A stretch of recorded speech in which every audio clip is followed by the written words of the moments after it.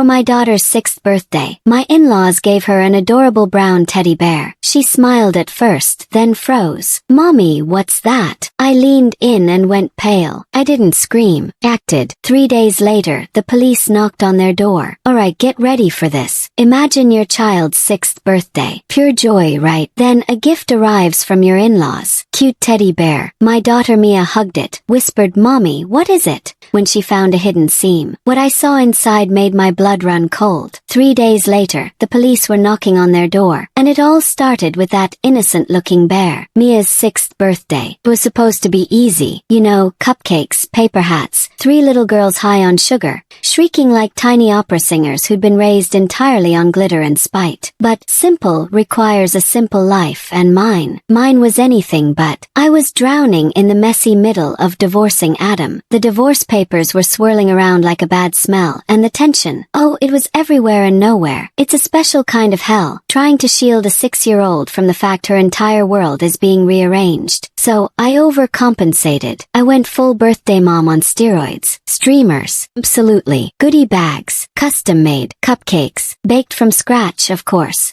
Not the normal, sane thing of buying them from a grocery store bakery with actual professionals. I even invited the other parents to stay. Honestly, I don't know why. Maybe it was guilt. Maybe a touch of self-harm. Or maybe, just maybe, I wanted witnesses in case I snapped and started eating frosting directly out of the piping bag with my hands. Spoiler, I did. The witnesses were very polite. Mia had 3 little friends over. Her current best friends, because that changes weekly when you're 6. Their parents hovered, radiating that awkward. "We're trying to be supportive, but we've totally already asked our spouse, so are Michelle and Adam, you know? Energy." I plastered on a smile that felt too wide, laughed a little too quickly. I used that voice, the one you use when you're hosting a baby shower for someone you secretly despise. Everything was fine. Mia was fine. Then the doorbell rang. Mail. It was a perfectly neat pink box, tied with a bow so precise it looked like it had been measured by someone who irons their bedsheets. Course. Janet and Frank. My in-laws. The kind of people who believe presentation isn't just important, it is character. A note taped to the top read, "For Mia, open today." Because naturally, Janet and Frank weren't coming to this party. Mia was having a dad's birthday celebration with Adam a few days later.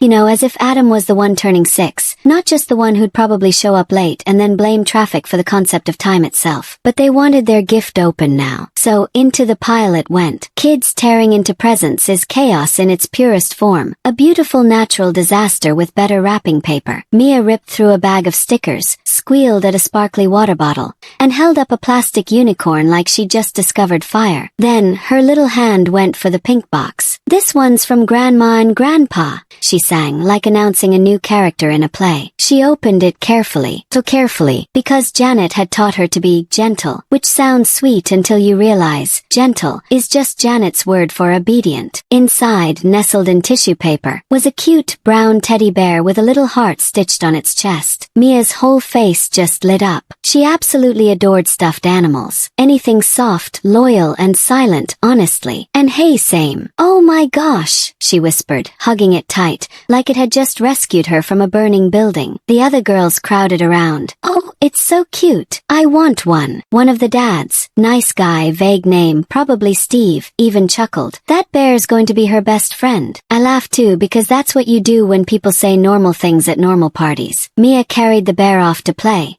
and the house settled back into its usual birthday roar. Kids running wild, parents sipping coffee like it was medication, paper plates stacking up, frosting appearing in places frosting should never be. At the time it really did feel normal. Not peaceful, not calm, but just normal. And that's the thing about normal, isn't it? You never realize it's the last time until it's already gone. Maybe 20 minutes later, Mia reappeared in the living room doorway. Teddy bear in one arm, her little brow furrowed. Exactly the way it gets when she's trying to do complex math in her head. "Mommy," she called. I turned, a smile still glued to my face, because performing I'm I'm fine was my full-time job these days. She stepped closer. She wasn't crying, wasn't upset, just deeply, profoundly confused. Then she held up the teddy bear. There was a tiny opening near one of the seams, like a hidden zipper, tucked deep under the fur. The kind you'd only notice if you were a 6-year-old who believed every object was a mystery just waiting to be solved. Mia, what did you? I started. She squeezed the bear's side, looked up at me with those wide, innocent eyes and whispered, "Mommy, what is it?" Her voice, it did something to me, like a cold hand reaching inside my chest. I went utterly still. I leaned in, and my skin prickled with ice, because inside that bear, just barely visible through the open seam, was something that was definitely not stuffing, something hard, something metallic, something absolutely not meant for a child's toy. My stomach dropped so fast I felt it in my knees. My first instinct, to scream, shout, to demand answers from Janet and Frank about what kind of deranged game they thought they were playing. But then I saw the 3 little girls behind Mia, the parents sipping coffee in my living room, the birthday cake waiting for candles, and Mia's face, looking at me like I held all the answers. So I swallowed it, every single burning emotion. I softened my voice, making it sound casual, like she'd just shown me a loose button. "Oh," I said, "let me see it for a second, sweetheart." Mia hesitated. "Is it broken?" "No," I lied. "I just want to check something." I took the teddy bear from her hands, gently, so gently it felt like I was defusing a bomb. "Go play," I told her. "I'll bring it right back." Mia nodded. "'Cause Mia is a good kid. 'Cause Mia trusts me. Because Mia had absolutely no idea she'd just handed me the beginning of the end. I walked down the hallway. No rushing. Rushing would have made the parents look up, and I didn't want questions. Not yet. I stepped into my bedroom,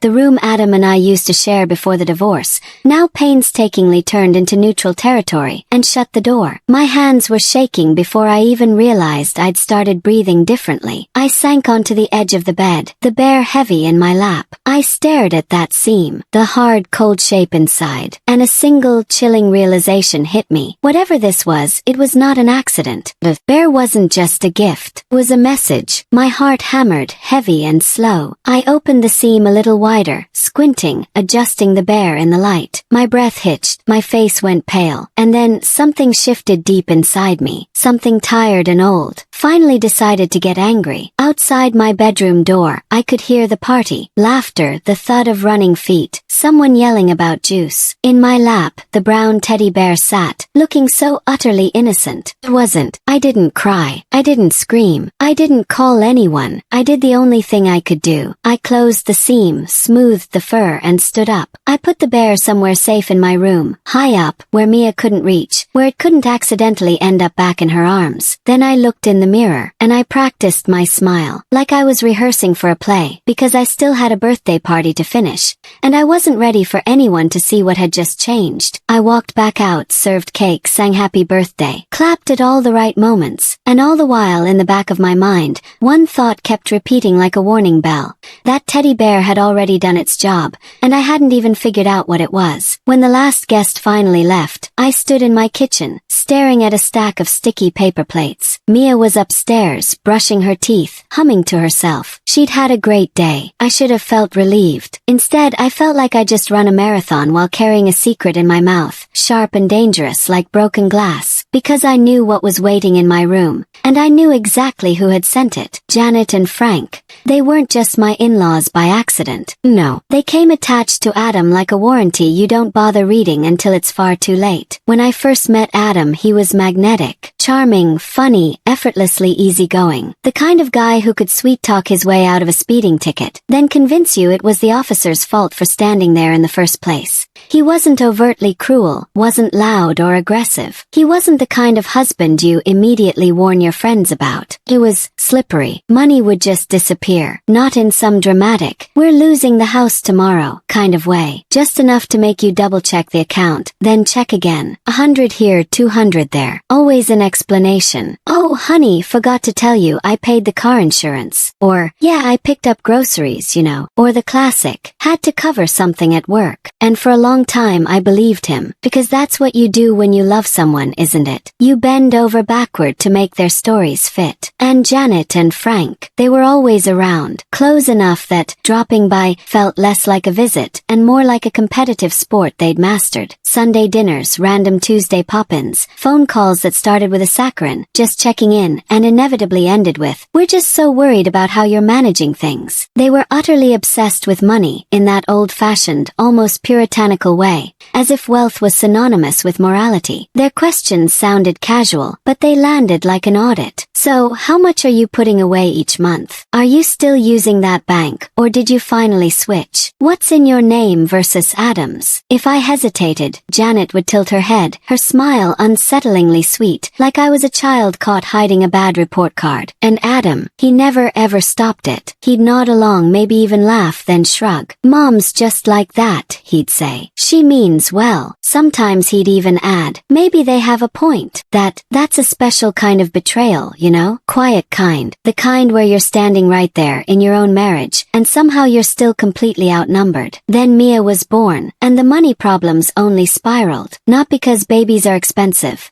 They are, of course, but because Adam started panicking about money like it was a personal insult. He grew restless, irritable, secretive. Staying out late with friends became a regular thing. Taking mysterious calls in the garage. I'd find online transactions that made no sense, withdrawals at weird hours, payments I couldn't match to anything real in our lives. When I asked, he'd go immediately on the defensive. "Why are you tracking me?" he'd snap. "I'm not tracking you," yell back. "I'm trying to understand why rent is due and our account is bleeding." He always turned it into a fight about my tone, my timing, my supposed trust issues. And let me tell you, my trust issues weren't imaginary. They were built slowly, brick by painful brick. It took me longer than I'm proud of to finally name it. Gambling. Not just a few friendly bets, not just a casual game night. This was gambling in the soul-sucking way that makes money vanish into thin air, leaving behind nothing but flimsy excuses, an adrenaline-fueled high, and mountains of debt. When I finally confronted him,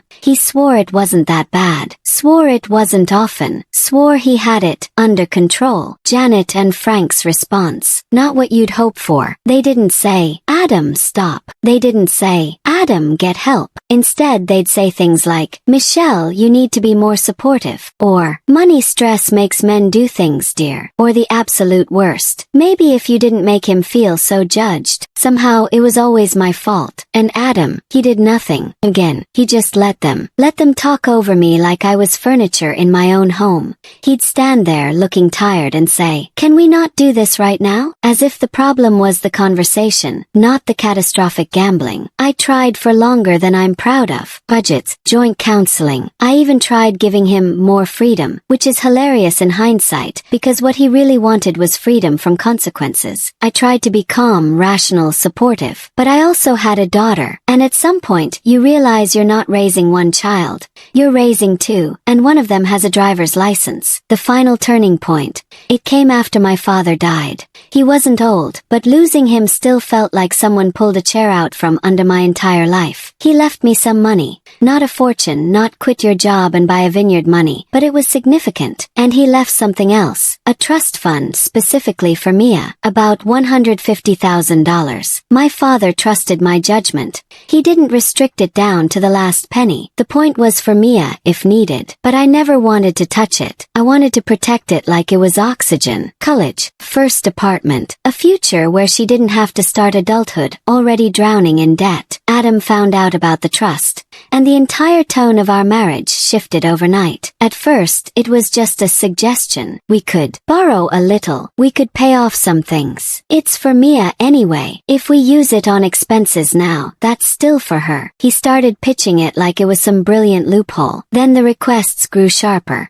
He claimed he had a business opportunity, a debt that needed paying, an urgent situation that would blow up if we didn't act. I later learned those urgent situations were always just gambling debts and losses he couldn't admit out loud. When I refused, he got angry. When I refused again, Janet and Frank got involved. They cornered me at dinner. Janet, with that unsettling smile, said, "A good mother uses every resource for her child." Frank grunted. What's the point of money if you won't use it? And Adam just sat there like a spectator at his own life, watching me get torn apart. That's when I knew this wasn't just about money, it was about control, and they wanted mine. So I filed for divorce. I didn't want to, not really. I didn't grow up dreaming of joint custody schedules and split holidays. My own parents divorced when I was Mia's age, and I still remembered the confusion, the 2 birthdays, the feeling of being passed back and forth like luggage. I swore I wouldn't do that to my child, but I also swore I wouldn't let my child grow up watching her mother be drained, financially and emotionally,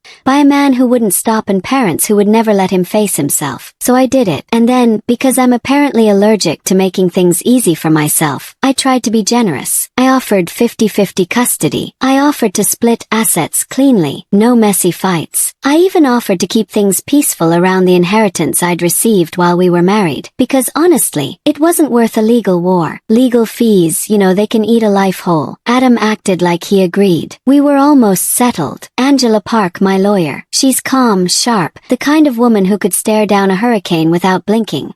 Even thought we were close. Adam hadn't signed the final papers yet, but he was playing cooperative, and I believed him. I wanted to believe him, because Mia deserved adults who could just act like adults. So when Janet and Frank mailed that bear, demanding it be opened early, part of me just thought, okay, this is just them. Power move, performance, a way to make sure their presence still hovered over my house, even when they weren't physically in it. I didn't yet understand how truly far they were willing to go, but I did understand one thing standing in my bedroom earlier that day. I had offered them peace, and they had answered with something hidden inside a teddy bear. That meant the amicable part had never been real, had just been a mask. And now I couldn't shake the cold, dread-filled question. If I was already giving Adam half, what else did he want? By the way, if you're still with me on this roller coaster of a story, and I really hope you are, please hit that subscribe button. You won't want to miss what happens next. Trust me, it gets even wilder. By the time Mia was finally tucked into bed that night, my face actually ached from pretending. She was still glowing from the party, sticky hair, cupcake frosting in places I didn't want to identify. Just the soft, perfect exhaustion of a child who'd been properly celebrated. Best birthday ever, she mumbled into her pillow. My throat tightened. Mine too, I lied. Because mothers lie for love all the time. I tucked her in, kissed her forehead, and lingered in the doorway a second longer than usual. Mia didn't know. Not really. She knew something was weird about the bear, that I'd taken it away. But she didn't know the storm brewing. She didn't know the true shape of what was coming. And that truly was the most painful part. Now the house was quiet, and the quiet was loud. I went back to my bedroom and retrieved the teddy bear from where I'd hidden it. It sat in my hands, heavy like an accusation. I opened the seam Mia had found, wider this time. Inside, it was a small device. Hard plastic, tiny wires, something metallic. Definitely not stuffing. Not a squeaker. I didn't understand it completely at first. I'm not stupid, but I'm also not the type of person who casually identifies sophisticated electronics hidden inside plush animals. So, I did what any modern woman does when faced with a nightmare wrapped in fur. I took pictures, close-ups, different angles, the tiny printed numbers on the plastic casing. Then I Googled. The search results. They didn't feel real at first. They felt like something that belonged to someone else's messed up life. But piece by piece it clicked. A recording component. A location tracker. They were trying to spy on us. But why? What did they want? What did Adam want? My hands went cold all over again. I sat on the edge of the bed, staring at that bear, thinking about how many times Mia had hugged it. How many times she'd pressed her sweet cheek against it, believing it was safe. How many times Janet had kissed her forehead, calling her sweet girl, all while smiling at me like I was failing some invisible test. I didn't cry. I didn't shout. I didn't even call Adam right away, because I already knew exactly what that call would be. He'd deny it, say I was paranoid, say I was spiraling again, and then he'd report back to them, and they'd adjust their strategy. If they were playing games, I wasn't about to announce my moves. I carefully put the bear back together, making it look like I hadn't seen anything. Then I placed it in a sealed bag, tucked it away. day, and I sat there in the dark, thinking one simple chilling thought. Adam is good with tech. Janet and Frank are good with guilt and control and casserole dishes. But tech, that was Adam. The very next morning I called Angela Park. I didn't even try to sound casual. I need to see you, I said, my voice tight. Angela didn't ask why. She just gave me a time. Her office smelled like clean paper and stress. I sat across from her desk and slid my phone forward. I took photos, I told her, of a device inside Mia's birthday gift. Angela's face didn't change much, but her eyes, they sharpened. She studied the pictures, zoomed in, zoomed out. Then she looked up at me. Michelle, she said very calmly, this is serious. I know, I replied. That's why I'm here. Angela set my phone down gently like it might bite her. Before we talk about the device, she began, I need to tell you something. My stomach tightened into a knot. She opened a file, my file, and pointed to a page. Adam rejected the 50-50, she blinked. What?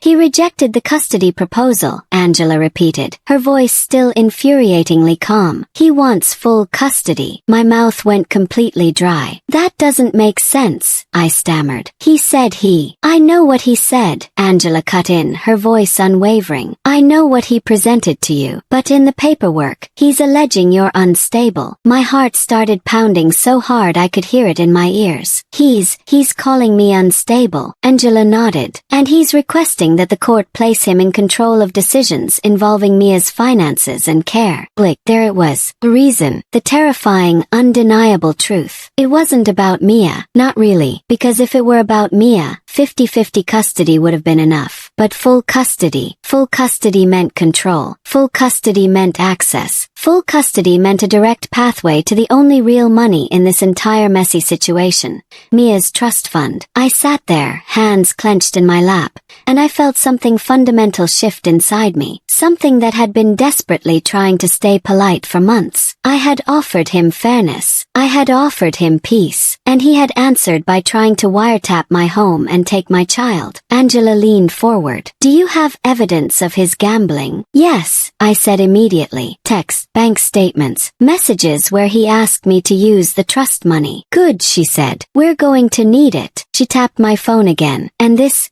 device, we need to treat it properly. You should file a police report. The device itself becomes evidence. Any forensic results take time, but the fact it exists is powerful. I just nodded, because my body was operating on something older than fear now. Strategy, protection, or Angela watched me for a second. You offered him an uncontested path, she said quietly. He chose conflict. I felt my jaw clench. Then he's going to learn what conflict looks like, I said. Angela didn't smile, but her voice held a quiet approval. That's the correct response. I left her office with a list of things to gather, copies to print, accounts to document, but I also left with something else. Clarity. Adam hadn't been playing fair. He'd been playing for keeps, and now so was I. A few days later, it was time for Mia's second birthday party. The one with Adam. The one where Janet and Frank would be hovering, pretending like they'd never done a single thing wrong in their entire lives. Every protective cell in my body screamed not to let Mia go, but I knew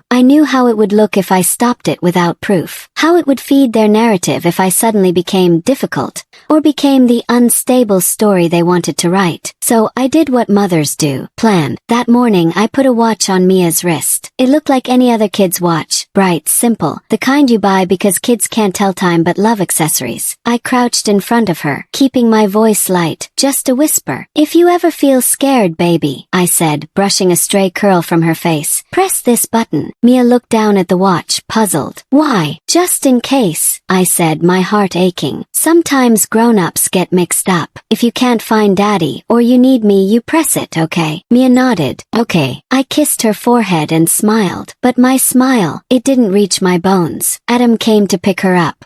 He stood on my porch, carefully composed, like a man who had rehearsed being harmless. Hey, he said, as if we were just two friendly co-parents who'd accidentally ended up divorced because of scheduling conflicts. Hey, I replied. Mia ran to him, and he lifted her up, spinning her once like a normal dad. I watched his hands. I watched his face. I watched everything. He handed me a slip of paper with an address. Pick up instructions, he said. We'll drop her here. Same time. Text me when you're leaving, I said. Sure, Adam replied, easy as pie. And then they were gone. The hours crawled. I tried to be normal, cleaned, did laundry, stared at my phone too much, checked the time, checked it again and again, because anxiety is just your brain hitting refresh like it's gonna load new, better information. When it was time to pick me up, I drove to the address Adam had given me. It wasn't a house. It was a building, a nondescript building. No backyard full of balloons. Nothing that screamed children's party. Just a place. I pulled into the lot, sat for a second looking around. No cars I recognized. No music, no kids, no decorations, no signs. Maybe it was inside. Maybe a back entrance. Maybe I was early. I got out and walked around, checked the address on my phone, looked at the doors, tried to find something, anything that made it make sense. Nothing. Checked the time. My messages. Called Adam. No answer. Called again. Nothing. I texted. I'm here. Where are you? No reply. First I blamed myself. Maybe I had the wrong building. Misread the number. Was on the wrong side of the street. I walked the perimeter like a frantic tourist. Then I tried to calm myself. Maybe they were just late. Maybe stuck in traffic. Maybe they were 5 minutes away with Mia in the car, singing happy birthday to herself. Waited. Scanned the street. Called again. Still nothing. And slowly, painfully, the rationalizations fell away. And fear, pure ice-cold fear, stepped forward. Because when your child is missing, your body knows it before your mind even allows the words to form. Then my phone buzzed. Not a message, not a call. My hands went numb. I fumbled it open and saw the location ping. Mia. At Janet and Frank's house. My stomach dropped so hard I thought I might actually throw up. But I didn't. Moved. I jumped in the car, driving fast but with laser focus. Panic driving gets people killed. And I needed to stay alive long enough to get my child. As I drove, I called the police. My daughter is 6, I said, my voice tight, factual, not dramatic. I received an SOS alert from her watch. I went to the pickup point I was given, and she wasn't there. I can't reach her father. I have her GPS location. Please, send someone to check. The dispatcher asked questions. I answered them. My voice sounded like someone else's, like I'd become a woman made of pure, cold checklist. Gave the address. Kept driving. When I turned onto Janet and Frank Street, maybe 5 minutes later, I saw a patrol car already there. My heart seized with a terrifying mix of relief and pure, incandescent fury. I slammed on the brakes, pulled up to the curb, and ran to the door. Before I could even knock, it burst open, and Mia launched herself out, like she'd been held underwater. She ran straight into my arms, wrapping herself around me so tight her little fingers dug into my back. I held her, breathing her in warm hair, the smell of shampoo, the utterly innocent scent of a child who should never be used as a weapon. Mia, I whispered, my voice thick with emotion. I'm here. I'm right here. She pulled back just enough to look at me, her eyes wet and confused. Grandma said you didn't come, she choked out. She said you abandoned me. My throat closed. I did come, I said immediately, fiercely. I was there, baby. I was looking for you. Mia's little face crumpled, like she was trying to hold two impossible truths in her head at once, and didn't know which one to believe. Behind her, Janet appeared in the doorway, hands clasped, a sickeningly sweet smile on her face, like she was hosting a Bible study. Oh, Michelle, she cooed. This was all just a misunderstanding. Frank stood behind her, arms crossed, looking thoroughly irritated, as if my missing child was an inconvenience to his evening. An officer stepped closer, asking a few basic questions. His voice calm, posture neutral, the practiced tone of someone who's seen every single version of family chaos. Mia sniffled. I got scared. Mommy didn't come. My chest tightened, a cold vice. Because of course she said that. She was 6. She'd been told it. She'd believed it. She'd pressed that little button because she was scared. And kids don't know what else to do when they think they've been left. Janet murmured. She's been so emotional lately. I looked at Janet, really looked at her, and I saw the exact same smile she'd worn at Sunday dinners when she'd casually asked about my bank account, like it was her business. I didn't argue on that porch. I didn't explain. I didn't give them the fight they desperately wanted. I simply lifted Mia into my arms and said, "We're going home." Janet opened her mouth to protest, but the officer's presence made her pause. Frank looked like he wanted to say something but didn't. Adam was nowhere in sight, which, honestly, felt like the most Adam thing possible. I buckled Mia into the car and drove home, shaking with a contained volcanic rage. Once we were inside, I made hot chocolate. Not because hot chocolate fixes trauma, but because it gives small hands something warm to hold. And sometimes that's the very first step back to safety. I sat with Mia on the couch until her breathing slowed. "I didn't abandon you," I told her quietly, firmly. "Never." Mia nodded, exhausted, leaning against me like a baby, even though she was 6 and determined to be big. Later, when she was finally asleep, I went to my room and opened the watch app. I wasn't expecting much. Maybe a timestamp, a location log. But when I clicked on the SOS event, there was an audio file attached. My fingers hovered, trembling, for a single terrifying second. Then I pressed play. First it was muffled, fabric, movement, a child's small, ragged breathing. Then Janet's voice slid in, clear enough to make my skin crawl. "You see," she was saying, "your mommy didn't come." Mia's small voice. "She said she would." Janet again, softer now, like poison in honey. "Sometimes mommies say things and don't mean them. You need to remember that." Frank's voice rumbled in the background. "Stop crying. Big girls don't cry." Mia's sob caught in her throat, and my stomach churned. Then Janet's voice again. And this time it wasn't comfort. It was cold, deliberate instruction. "If anyone asks," she said, "you tell them your mommy forgets things. You tell them she gets upset. You tell them she isn't stable." I stopped breathing. Mia whimpered, and Janet kept going. "You don't have to like saying it," she murmured, "but it's important. Daddy needs help. We need help. And your mommy, well, your mommy can't take care of you the way we can." The recording continued. More coaching, more shaping, more deliberate, sickening adult hands trying to sculpt my child's reality. This wasn't a mistake. This was a plan. I saved the file, backed it up, sent it immediately to Angela Park. Then I sat on the edge of my bed, staring into the dark, listening to the quiet house. And one cold, steady thought burned through me. They wanted proof. Now they'd given it to me, and they were going to regret every single second of it. Months later, the hearing came. By then, it wasn't just one incident anymore. It was a clear, undeniable pattern. That teddy bear, with its hidden recorder and tracker, sent by Janet and Frank, undeniably handled by Adam. Police report, the forensic results, tying Adam directly to the device. And then Mia's SOS recording. My 6-year-old's voice, trembling with fear, while adults coached her, tried to twist her reality like she was a witness they could simply rewrite. It wasn't a he said, she said situation anymore. It was their voices, their choices, their fingerprints, all over the evidence. The judge didn't need me to be dramatic. I didn't have to perform pain, or deliver some inspirational speech about being the better parent. I just had to tell the truth, and hand over the evidence. The outcome: got full custody. Adam got supervised visitation. On paper it was structured. In reality, he barely used it. Every other week if he felt like it. Sometimes less. Sometimes he'd cancel last minute, like fatherhood was just an optional subscription he could turn on and off. Janet and Frank, they vanished from our lives completely. Mia doesn't ask about them anymore. Not after that day. Not after the lies. Not after that horrible feeling of being turned into a pawn and realizing it. Kids don't always have the words for betrayal, do they? They just stop reaching for the people who inflict it. And financially, financially I could finally breathe. My salary stayed in my household.